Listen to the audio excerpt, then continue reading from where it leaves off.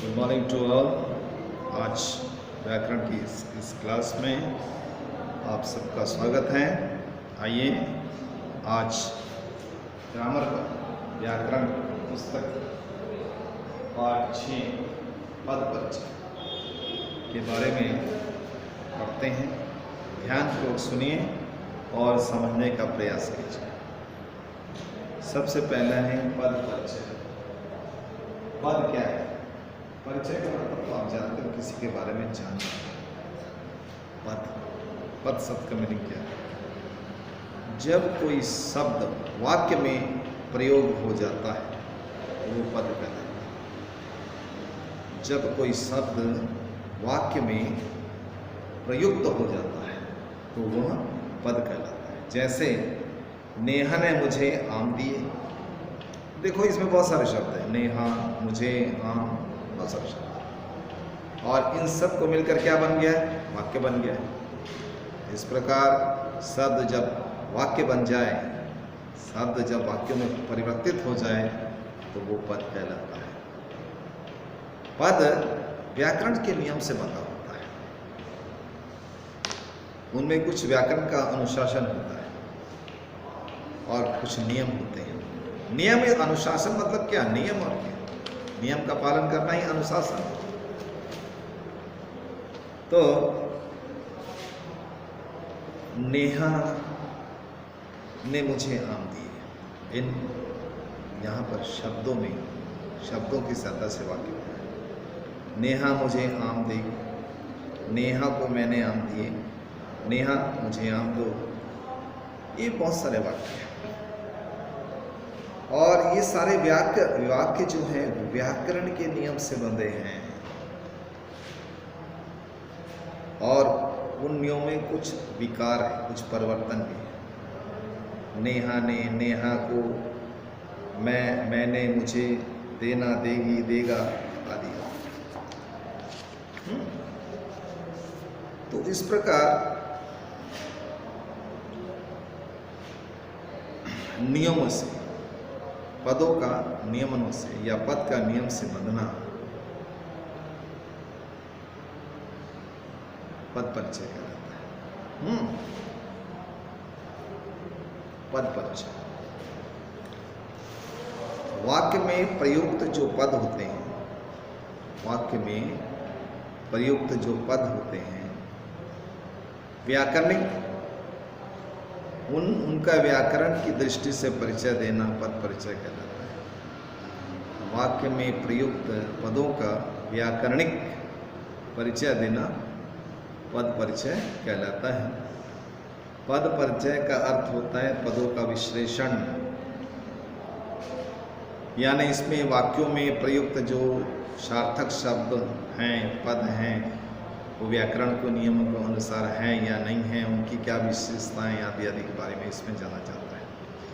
पद परिचय में हम क्या देखते हैं? शब्दों के भेद देखते हैं, शब्दों के उपभेद देखते हैं, उनके लिंग के बारे में जानते हैं, संज्ञा के बारे में, वचन के बारे में, कारण काल के बारे में हम परिचय प्राप्त करते हैं। पद परिचय में, पद परिचय के दो विभाग होते हैं, एक विकारी और दूसरा अविकारी। विकारी शब्द, विकारी शब्द कैसे हैं? ऐसे शब्द जिनके लिंग, वचन, कारक और काल के कारण विकार या परिवर्तन आता है। ऐसे शब्द जिनमें लिंग, वचन, कारक और काल के अनुसार विकार या परिवर्तन आता है उन्हें विकारी शब्द कहते हैं। जैसे संज्ञा, सर्वनाम, विशेषण, क्रिया, ये सब विकारी शब्द, क्योंकि इनमें लिंग, वचन, कारक और काल के अनुसार परिवर्तन होता है। फिर से विकारी शब्द किसे कहते हैं? ऐसे शब्द जिनमें लिंग, वचन, कारक और काल के अनुसार परिवर्तन होता है वे विकारी शब्द कहलाते हैं। जैसे संज्ञा, सर्वनाम, क्रिया, विशेषण। दूसरा है अविकारी शब्द, जैसे कि इसका नाम से तुमको पता चल रहा होगा, अविकारी। ऐसे तत्व जिनमें लिंग, वचन, कारक और काल के कारण कोई परिवर्तन नहीं होता, उन्हें अविकारी शब्द कहते हैं। जैसे क्रिया विशेषण, जो क्रिया की विशेषता बताता है उसे क्रिया विशेषण। संबंध बोधक, जो संबंधों के बारे में बताता है। समुच्चय बोधक, जो दो वाक्यों को जोड़ता है। विस्मादि बोधक, जिसमें हर्ष, करुणा, शोक का भाव होता है। निपात, एक नई चीज़ है निपात, वो हम आपको बताएंगे। तो ये सब क्या कहलाते हैं? अविकारी शब्द। फिर से ऐसे शब्द जिनमें लिंग, वचन, कारक और काल के कारण कोई परिवर्तन नहीं होता, उन्हें अविकारी शब्द कहते हैं। जैसे क्रिया विशेषण। क्रिया विशेषण क्या है हम आपको बताएंगे। संबंध बोधक, समुच्चय बोधक, विस्मादि बोधक और निपात। अब परिचय में जैसे संज्ञा का परिचय है, तो उस पहले आपको ये जानना है संज्ञा किसे कहते हैं, संज्ञा के कितने भेद हैं और उनका नाम क्या है, ये पहले जानना जरूरी है, तब तो आप जान सकेंगे संज्ञा किसे कहते हैं, संज्ञा के कितने भेद हैं। आओ सबसे पहले ये बात जानते हैं कि संज्ञा किसे कहते हैं। किसी व्यक्ति, वस्तु, स्थान और भाव के नाम को संज्ञा कहते हैं। किसी व्यक्ति, मैं जो बोल रहा हूँ ध्यान से सुनिए। किसी व्यक्ति, वस्तु, स्थान और भाव के नाम को संज्ञा कहते हैं। संज्ञा के अर्थ है नाम। किसी व्यक्ति का नाम जैसे अशोक, सूरदास, मनमोहन सिंह, व्यक्ति का नाम। स्थान का नाम पंजाब, नेपाल, भूटान, जापान, ये स्थानों के नाम। वस्तु का नाम गीता, रामचरितमानस, कुर्ती, कुर्सी, टेबुल, कलम आदि की वस्तुओं के नाम। अब प्राणियों का नाम भी आता है, व्यक्ति के साथ प्राणियों का नाम भी है, जैसे बाघ, हाथी, गाय, ये सब प्राणियों का नाम भी है। भाव, भाव मतलब जैसे क्रोध, प्रेम, ये भाव है। अवस्था, बुढ़ापा, जवानी, है कि नहीं? तो किसी व्यक्ति, वस्तु, स्थान और भाव के नाम को संज्ञा कहते हैं। संज्ञा के तीन भेद, व्यक्तिवाचक संज्ञा, जातिवाचक संज्ञा और भाववाचक संज्ञा। हिंदी में तीन ही प्रकार की संज्ञा है। और मैंने किताब में पढ़ा है कि दो और संज्ञा हैं जो द्रव्यवाचक और समूहवाचक के नाम से जाने जाती हैं। लेकिन ये दोनों संज्ञा जो हैं द्रव्यवाचक, समूहवाचक, वो जातिवाचक के अंतर्गत ही आती है। इसलिए प्रधानतः, मुख्यतः संज्ञा के तीन ही भेद हैं, व्यक्तिवाचक संज्ञा, जातिवाचक संज्ञा और भाववाचक संज्ञा। तो सबसे पहले हम आपको बता रहे हैं व्यक्तिवाचक संज्ञा।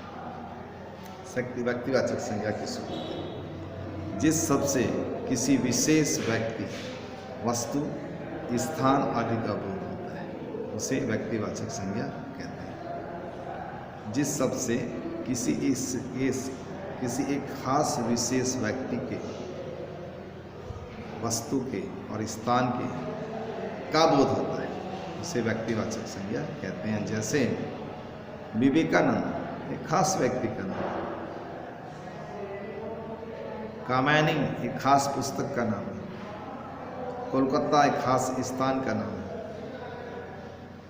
तो इस प्रकार ये सब उदाहरण व्यक्तिवाचक संज्ञा कहलाते हैं। अब जातिवाचक संज्ञा, जिस सबसे किसी प्राणी या वस्तु की संपूर्ण जाति का बोध हो, जिस सबसे किसी वस्तु या प्राणी की संपूर्ण जाति का बोध हो, उसे जातिवाचक संज्ञा कहते हैं। जैसे गांव, शहर, अध्यापक, फूल, चिड़िया, ये सब क्या है? जातिवाचक संज्ञा। फूल मतलब क्या? संसार के सारे। अध्यापक मतलब संसार के सारे अध्यापक। गांव संसार के सारे गांव, शहर संसार के सारे गांव। तो जो शब्द या जिस शब्द से किसी प्राणी या वस्तु की संपूर्ण जाति का बोध होता है, उसे जातिवाचक संज्ञा, इसे कॉमन नाउन भी बोलते हैं। व्यक्तिवाचक संज्ञा को प्रॉपर नाउन भी कहते हैं। तो आपके बुक के आधार पर कुछ दिया है, देखो तीसरा नंबर है भाववाचक संज्ञा। भाववाचक संज्ञा जो शब्द किसी व्यक्ति या वस्तु के गुण, धर्म, स्वभाव, दशा आदि का बोध कराते हैं उसे भाववाचक संज्ञा कहते हैं। जो संज्ञा शब्द किसी व्यक्ति या वस्तु के गुण, धर्म, स्वभाव, दशा आदि का बोध कराते हैं उसे भाववाचक संज्ञा कहते हैं। जैसे बचपन, क्रोध, प्रेम, नम्रता, मिठास, खटास, ममता, कड़वाहट, ये सब भाववाचक संज्ञा कहलाते हैं। अब भाववाचक संज्ञा के बारे में आपको बताएं। भाववाचक संज्ञा 3 प्रकार से बनती है। जातिवाचक संज्ञा से भाववाचक संज्ञा बनाई जाती है। क्रिया से भी भाववाचक संज्ञा बनाई जाती है। विशेषण शब्दों से भी भाववाचक संज्ञा बनाई जाती है। सर्वनाम शब्दों से भी भाववाचक संज्ञा बनाई जाती है और अवयव से भी भाववाचक संज्ञा बनाई जाती है। इस प्रकार भाववाचक संज्ञाओं का निर्माण किस प्रकार से किया जाता है उसको हम बता रहे हैं। हिंदी में भाववाचक संज्ञाएं 5 प्रकार से बनाई जाती हैं। पहला जातिवाचक संज्ञा से, दूसरा क्रिया से, तीसरा विशेषण से, चौथा सर्वनाम से और पांचवा अवयव से। 5 प्रकार से भाववाचक संज्ञाएं बनाई जाती हैं। जैसे एक शब्द है जातिवाचक संज्ञा, जैसे है नारी, जातिवाचक संज्ञा। इसको भाववाचक संज्ञा बनाएंगे तो नारीत्व हो जाए। पशु से पशुता, बूढ़ा से बुढ़ापा, बच्चा से बचपन, वकील से वकालत, लड़का से लड़कपन, मित्र से मित्रता, पशु से पशुता और सज्जन से सज्जनता। ये जातिवाचक शब्द हैं जिनसे भाववाचक संज्ञा बनी। अब और बहुत सारे उदाहरण हैं, जैसे डाकू से डकैती, ईश्वर से ऐश्वर्य, चोर से चोरी और कुमार से कौमार्य, प्रभु से प्रभुत्व, रंग से रंगत, युवा से यौवन, विद्वान से विद्वता, वकील से वकालत, किशोर से किशोरपन या कैशोर्य, तो सज्जन से सज्जनता, अमर से अमरत्व या अमरता, स्वामी से स्वामित्व और ठग से ठगी, ठाकुर से ठकुराई, साधु से साधुत्व। तो ये कुछ जातिवाचक शब्द हैं जिनसे भाववाचक संज्ञा बनी। अब आपको बता रहे हैं सर्वनाम शब्दों से भाववाचक संज्ञा कैसे बनती है। जैसे अपना, अपना सर्वनाम शब्द है। अपना से भाववाचक संज्ञा बनेगी अपनापन, निज से निजत्व या निजता, मम से ममता या ममत्व, अहम से अहंकार और स्व से स्वत्व, पराया से परायापन। तो इस प्रकार ये बनते हैं। अब बता रहे हैं क्रिया से भाववाचक संज्ञा कैसे बनाई जाती है। क्रिया, किसी भी काम के करने या होने को क्रिया बोलते हैं। सर्वनाम जो शब्द संज्ञा के स्थान पर आते हैं, प्रयोग में आते हैं, उन्हें सर्वनाम कहते हैं। तो जिस शब्द से किसी काम का करना या होना पाया जाए उसे क्रिया कहते हैं। क्रिया शब्द से भाववाचक संज्ञा कैसे बनती है देखो। क्रिया, गाना गान, धोना धुलाई, हंसना हंसी, उड़ना उड़ान, हारना हार, थकना थकान, लड़ना लड़ाई। यहाँ लड़ना क्रिया शब्द है और भाववाचक संज्ञा जब बनाएंगे तो वो लड़ाई हो जाएगी। जीतना जीत, मिलना मिलन, लेना देना, लेन देन। पढ़ना पढ़ाई, लिखना लिखावट, चुनना चुनाव, रंगना रंगाई, चमकना चमक, बैठना बैठक, जलना जलन, पीना पान, मिलाना मिलावट।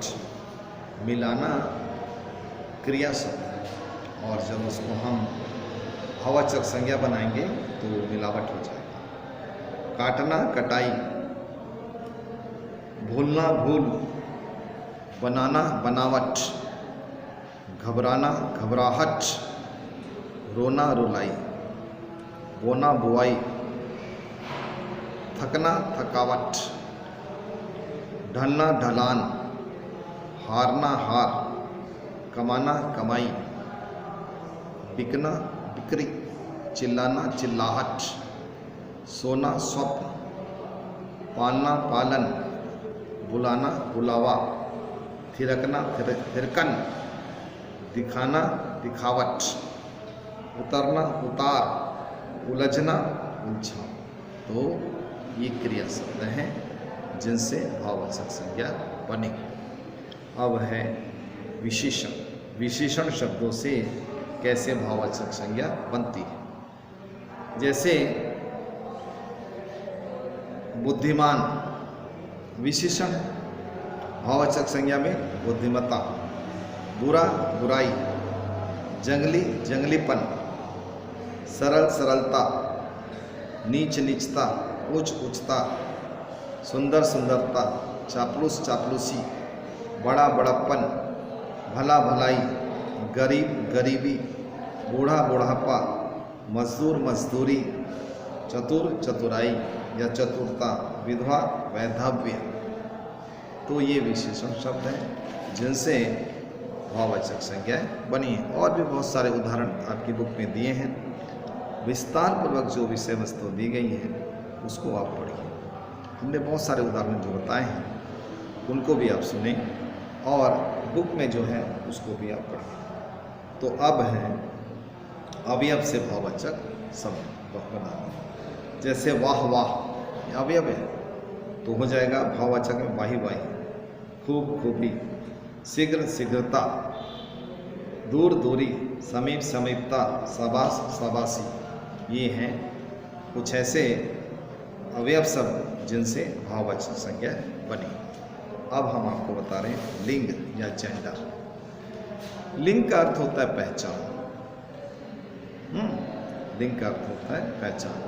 जिस शब्द से पुरुष या स्त्री जाति का बोध होता है उसको लिंग कहते हैं। जो शब्द स्त्री या पुरुष जाति का बोध कराते हैं उसे लिंग कहते हैं। स्त्री या पुरुष जाति का बोध कराने वाले शब्दों को लिंग कहते हैं। लिंग के दो भेद हैं, पुल्लिंग और स्त्रीलिंग। जो शब्द पुरुष जाति का बोध कराते हैं उसे पुल्लिंग कहते हैं, जैसे मोर, अध्यापक, छात्र, नायक, शेर आदि। और जिन शब्दों से स्त्री जाति का बोध होता है उसे स्त्रीलिंग कहते हैं, जैसे अध्यापिका, राजकुमारी, बेटी, बकरी, बूढ़ी आदि। तो ये लिंग कहलाते हैं। देखिए तत्सम शब्दों के लिंग। जिन शब्दों के अंत में आ आता है वे पुल्लिंग है, जैसे देश, ग्राम, चरम, नित्य, दिवस, स्वर्ण, पत्र। ये अ वाले पुल्लिंग शब्द, अप्रत्यय वाले, तत्सम शब्द वाले। तत्सम शब्द तत्सम शब्दों के जो लिंग हैं वो इस प्रकार हैं। जिन शब्दों के अंत में आ आता है वो पुल्लिंग होते हैं, जैसे देश, मूल्य, ग्राम, दिवस, नित्य आदि।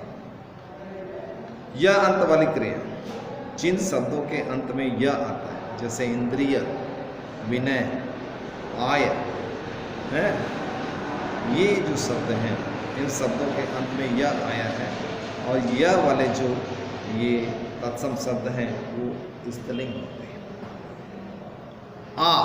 जिन शब्दों के अंत में आया, आम के आया है, वे स्त्रीलिंग होते हैं, जैसे लता, विद्या, शिक्षा, जिह्वा आदि। त्रिशूल का त्र, वाल अंत में जिनके त्रिशूल का त्र आया है ऐसे तत्सम शब्द पुल्लिंग होते हैं। जैसे नेत्र, शास्त्र, वस्त्र, चरित्र, पात्र, इन शब्दों के अंत में त्र आया है, और जिन शब्दों के अंत में त्र आता है ये तत्सम शब्द है, वो पुल्लिंग है। इमलिकाई और इकाई, जिन तत्सम शब्दों के अंत में इमलिकाई या इकाई आए हैं वे प्रायः स्त्रीलिंग होते हैं, जैसे मति, मति, बुद्धि, देवी आदि। अब तद्भव के कुछ शब्द हैं। यदि शब्दों के तत्सम रूप अ और आ के अंत वाले तद्भव पुल्लिंग होते हैं। जिन शब्दों के अंत में अ और आ लगता है ऐसे तद्भव शब्द प्राय पुल्लिंग होते हैं। जैसे सांप, काम, नेवला, चमड़ा, पत्ता, सपना, इन सब के आखिर में अ या आ आया है, ये तद्भव शब्द हैं और ये हमेशा पुल्लिंग होते हैं। इकाई, जिन शब्दों ऐसे तद्भव शब्द जिसके अंत में इकाई आया है उच्चारण में, वे पुल्लिंग होते हैं। जैसे हाथी, बड़ी ही की मात्रा है। दही, पानी, ये तद्भव शब्द है और ये पुल्लिंग शब्द कहलाते हैं। कुछ ऐसे शब्द हैं जो हमेशा पुल्लिंग होते हैं, जैसे लोटा, लड़का, बुढ़ापा, कपड़ा, ठेला, ये हमेशा पुल्लिंग वाले शब्द हैं और इनके में आ लगा है। आ लगने वाले तत्सम शब्द हैं। और कुछ ऐसे शब्द हैं आओ, पन, न प्रत्यय वाले शब्द, जैसे कटाव, बचपन, दमन, ये कुछ ऐसे शब्द हैं जिनके अंत में ये प्रत्यय लगा है, आओ, पन और न, ये हमेशा पुल्लिंग होते हैं। अनाजों के नाम गेहूँ, चावल, मक्का, ये नित्य पुल्लिंग हैं। देश, पर्वतों के नाम भारत, हिमालय, चैत, सोमवार, ये हमेशा पुल्लिंग। जलाशय और समुद्र जैसे हिंद महासागर, भूमध्य सागर, सरोवर, तालाब आदि जो हैं ये शब्द ये हमेशा पुल्लिंग होते हैं। कुछ ऐसे शब्द हैं जो हमेशा स्त्रीलिंग होते हैं, जैसे हिंदी, रूसी, जापानी, ये भाषाओं के नाम हमेशा स्त्रीलिंग। तिथियों के नाम जो हमेशा स्त्रीलिंग होते हैं, एकादशी, पूर्णिमा है, अष्टमी। कुछ नदियों के नाम जो हमेशा स्त्रीलिंग होते हैं, गंगा, गोदावरी, नील आदि। कुछ मसालों के नाम जो हमेशा स्त्रीलिंग होते हैं, इलायची, लौंग, मिर्च, मेथी, हल्दी आदि। या प्रत्यय वाले शब्द भी स्त्रीलिंग होते हैं, जैसे खटिया, चिड़िया, गुड़िया, कुटिया, ये सारे शब्द हमेशा स्त्रीलिंग होते हैं। कुछ शब्द ऐसे हैं जिनमें ता, आई, आवट प्रत्यय भाववाचक संज्ञा से बनती हैं। मूर्खता, दिखाई, बनावट, ये हमेशा स्त्रीलिंग। और अंत में ख वर्ण वाले शब्द या अतत्सम शब्द, जैसे चीख, चीख शब्द के अंत में ख लगा है। भूख, इस सब के अंत में भी ख लगा है। राख, सीख, इन सब के अंत में ख लगा है। कि जिन शब्दों के अंत में ख लगता है वे भी स्त्रीलिंग होते हैं। तो कुछ शब्द ऐसे हैं लिंग बोधक परस्पर भिन्न शब्द, यानी विपरीत जैसे जैसे पिता और माता। पिता पुल्लिंग शब्द है, इसका स्त्रीलिंग क्या होगा? माता। विद्वान, विदुषी, विद्वान पुल्लिंग है और विद्वान का स्त्रीलिंग क्या होगा? विदुषी। राजा, रानी, बैल, गाय, पुरुष, स्त्री, लुहार, लुहारिन, ससुर, ससुर, सास, साधु, साध्वी, वर, वधू, वीर, वीरांगना, कवि, कवयित्री, पति, पत्नी, बादशाह, बेगम, साहब, में, बेटा, बहू, विधवा, विधुर, विधवा। तो ये लिंग बोधक परस्पर भिन्न शब्द, विपरीत शब्द जैसे होते हैं। अब है पर्यायवाची। पर्यायवाची शब्द जो पुल्लिंग से स्त्रीलिंग कैसे बनते हैं, जैसे प्रेम, प्रेम पुल्लिंग है। पर्यायवाची शब्द के अंतर्गत स्त्रीलिंग जब बनाएंगे तो ये प्रेम का क्या हो जाएगा? प्रीति। ग्रंथ का पुस्तक, दुख का पीड़ा, जगत का जगती, अनिल का हवा, अनल का आग, वचन का वाणी, और गमन का गति हो जाएगा, और चलन का चाल, और पवन का हवा। तो दो पर्यायों के भिन्न अंग इस प्रकार पुल्लिंग से स्त्रीलिंग बनते हैं। लिंग परिवर्तन के कुछ नियम हैं और व्याकरण के इन नियमों के अनुसार उनमें परिवर्तन देखा जाता है। जिन शब्दों के अंत में आ लगता है वहाँ स्त्रीलिंग जब बनाएंगे तो बड़े ई की मात्रा लग जाएगी। जैसे पुत्र, पुत्र में अ आखिरी में अनार का आ है, और पुत्र का जब हम स्त्रीलिंग बनाएंगे तो इसमें बड़ी ई की मात्रा लग जाएगा। पुत्री, हिरण हिरणी, दास दासी, गधा गधी, देव देवी, लड़का लड़की, बकरा बकरी, दादा दादी। तो इन उदाहरणों में आप देखिए ये जो शब्द है पुल्लिंग शब्द, पुत्र, हिरण, दास आदि, इसके अंत में आ लगा है। और जब इसका जेंडर हम चेंज किए, लिंग परिवर्तन किए, तो आ या आ की जगह क्या हो गया? बड़े ई की मात्रा लगकर लिंग परिवर्तन हो गया। जैसे लड़का लड़की, दादा दादी, दास दासी, और चाचा चाची, काका काकी, मामा मामी, बेटा बेटी, साला साली।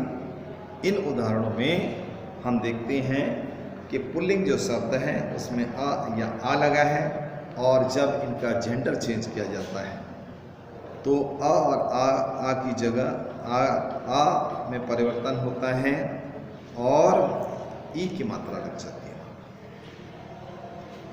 और जिन शब्दों के अंत में अ तथा आ को या लगाकर बनाया जाता है, जैसे चूहा चूहिया, चूहा शब्द के अंत में आ है आ, आम क्या है? जब इसका स्त्रीलिंग बनाएंगे तो ये या लग जाएगा।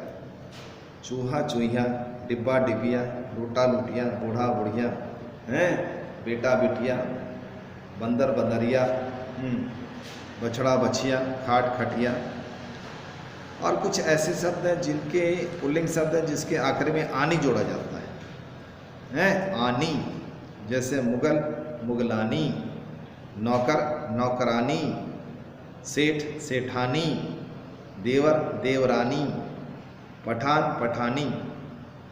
और कुछ ऐसे शब्द हैं जिसके आखिर में इन या आइन जोड़ा जाता है, जैसे हलवाई हलवाइन, सांप सापिन, नाग नागिन।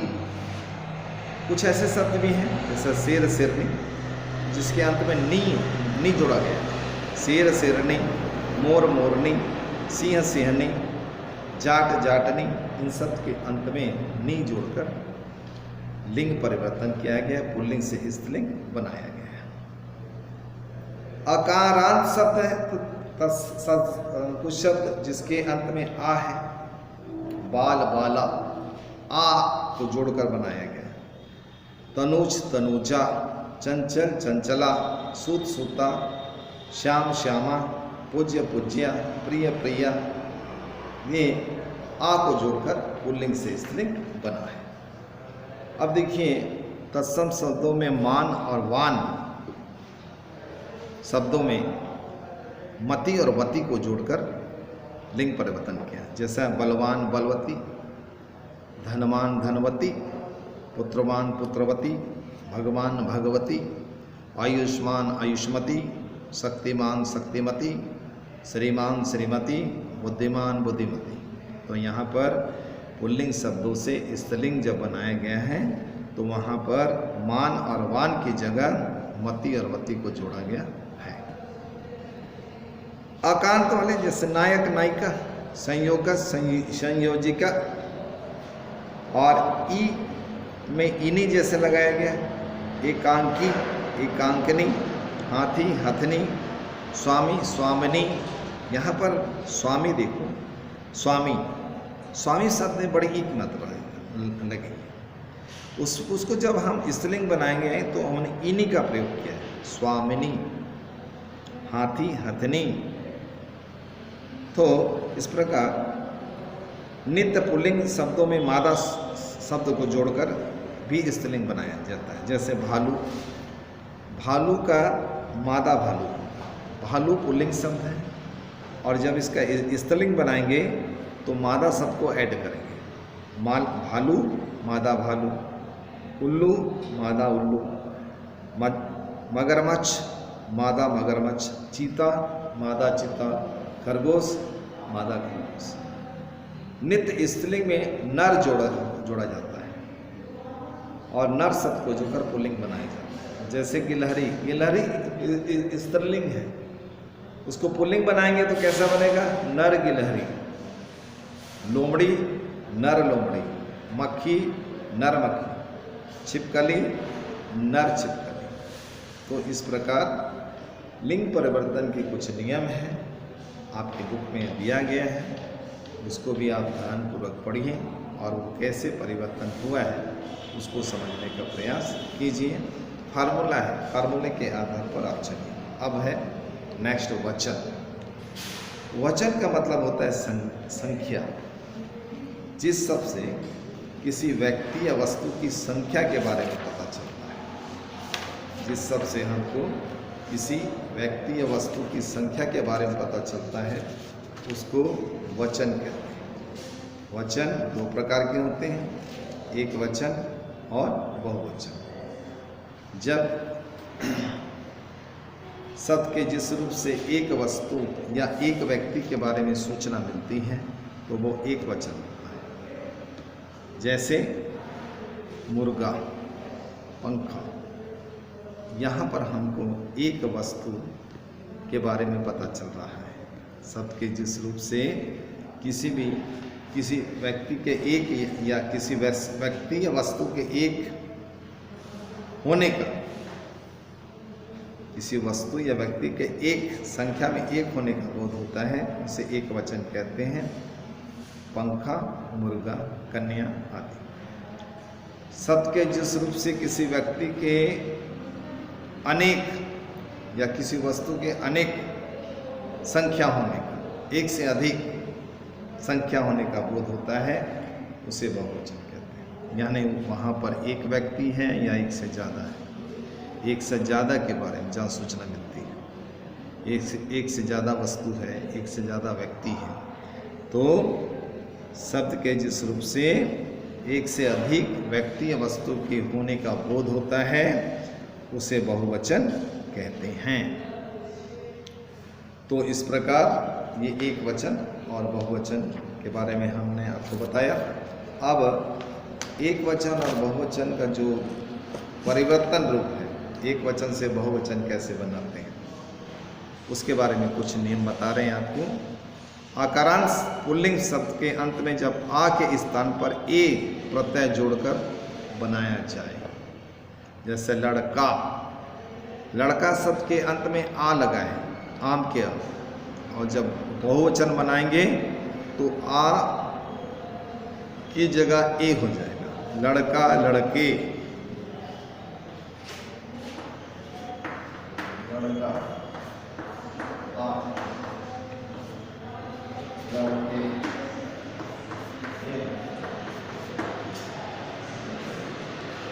लड़का शब्द के अंत में आ लगाए, एक वचन। जब इसका बहुवचन बनाएंगे तो लड़के हो जाएगा, यानी ये इस प्रकार एड़ी कई के रूप में बदल जाएगा। बच्चा, बच्चे, घोड़ा, घोड़े, लोटा, लोटे, मुर्गा, मुर्गे, कपड़ा, कपड़े, पैसा, पैसे, रास्ता, रास्ते, छाता, छाते, चेला, चेले। और जिन शब्दों के अंत में अ होगा उसके भी अंत में ए लगाकर भी बनाया जाता है। ए मतलब ये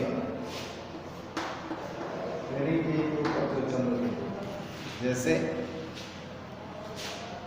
दीवार, दीवारें, दीवार एक वचन है, और जब दीवारें लिखेंगे तो यहाँ पर चंद्रबिंदु हट जाता है। जब मात्रा ऊपर में लगी, किसी वर्ण के ऊपर में मात्रा लगी हो तो वहां पर चंद्र बिंदु हट जाता है और खाली बिंदु का प्रयोग किया जाता है। ऐसा व्याकरण का नियम। तो दीवार का दीवारें होते हैं। उसी प्रकार सड़क का सड़कें, सड़क एक वचन है, जब बहुवचन बनाएंगे तो सड़कें, पुस्तक पुस्तकें, ऐसे ही बनेगा। किताब किताबें, चादर चादरें, आँख आँखें, दरार दरारें, कलम कलमें, इस प्रकार बहुवचन बनता है। और कुछ शब्द ऐसे होते हैं जिसमें अंत में आ, उ, क लगा है और अंतिम स्वर में ए प्रत्यय जोड़कर बनाया जाता है। उसमें इस प्रकार से ए का प्रयोग किया जाता है। जैसे महिला, इसके अंत में आ लगा है और इसको जब बहुवचन बनाएंगे तो हो जाएगा महिलाएं। ये ए ऐड हो जाएगा। कथा कथाएं, वस्तु वस्तुएं, सभा सभाएं, माला मालाएं, कविता कविताएं, सूचना सूचनाएं, सबके आखिरी में ये लगेगा और ऊपर में चंद्र बिंदु लगेगा। तो अब और कुछ बता रहे हैं, ध्यान दीजिए।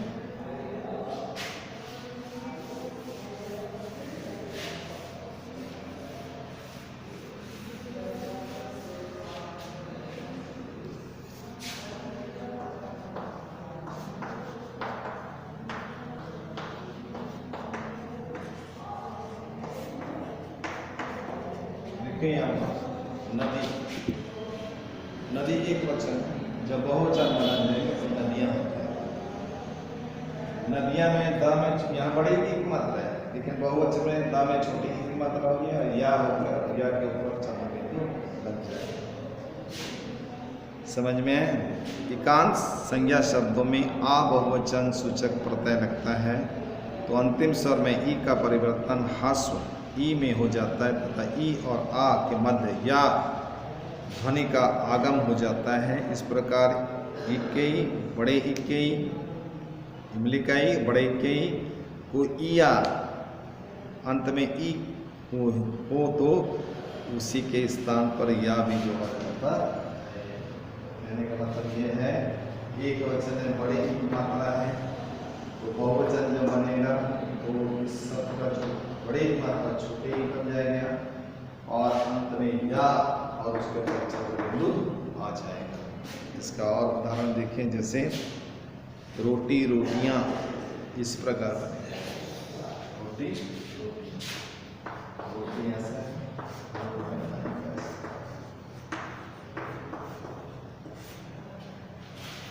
और ये आपको बार बार अभ्यास करना पड़ेगा क्योंकि फार्मूला है। फार्मूले के आधार पर, फार्मूला के आधार पर सब चलते हैं। फार्मूला आपको याद होने से ही ये सारे लिंग जो एक वचन बहुवचन का जो प्रयोग है वो आप अच्छे से कर सकते हैं। आपके किताब में बहुत सारा उदाहरण दिया है जिसको आप पढ़ेंगे और समझेंगे और लिखेंगे। तो सखी सखियाँ, टोपी टोपियाँ, लड़की लड़कियाँ, थाली थालियाँ, मछली मछलियाँ, इमली इमलियाँ, तिथि तिथियाँ, नारी नारियाँ, लिपि लिपियाँ, रानी रानियाँ, स्त्री स्त्रियाँ। स्त्री कैसे लिखेंगे? स्त्री ऐसे लिखेंगे और इसका बहुवचन जब बनाएगा तो स्त्री में ऐसा होगा। कुछ जगह विशेष ध्यान देने की दरकार है। और जिन शब्दों के अंत में इया दिया है तो अंत, जिसके अंत में इया वाला शब्द दिया है, स्त्रीलिंग संज्ञा शब्द अंत में स्वर अनुनासिक हो जाएगा और वो बहुवचन में बनता है। जैसे इया वाले समझिए, जैसे उदाहरण के रूप में देखिए, बुढ़िया,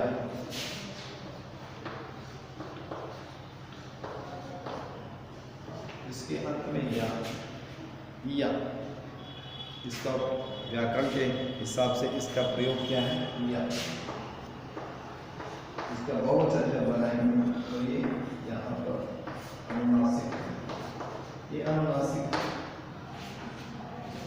गुड़िया गुड़िया पूरा लिखाएगा और उसके ऊपर में चंद्र बिंदु जो होता है अनुनासिक, अनुनासिक मतलब जिनका